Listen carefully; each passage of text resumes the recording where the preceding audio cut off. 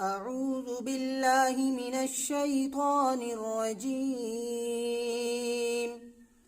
بسم الله الرحمن الرحيم.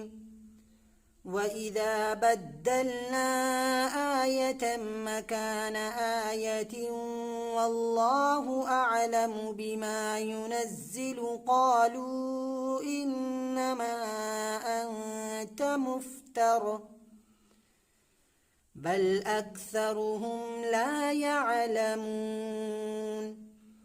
قل نزله روح القدس من ربك بالحق ليثبت الذين آمنوا وهدى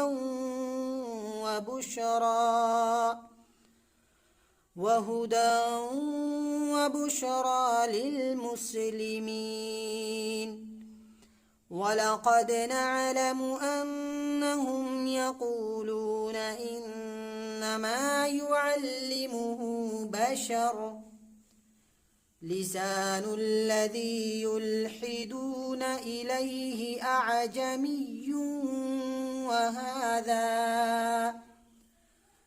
وهذا لسان عربي مبين.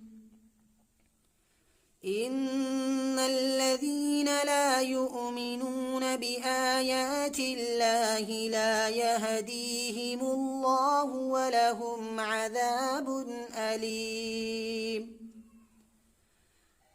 إنما يفتري الكذب الذين لا يؤمنون بآيات الله وأولئك هم الكاذبون. من كفر بالله من بعد إيمانه إلا من أكره وقلبه مطمئن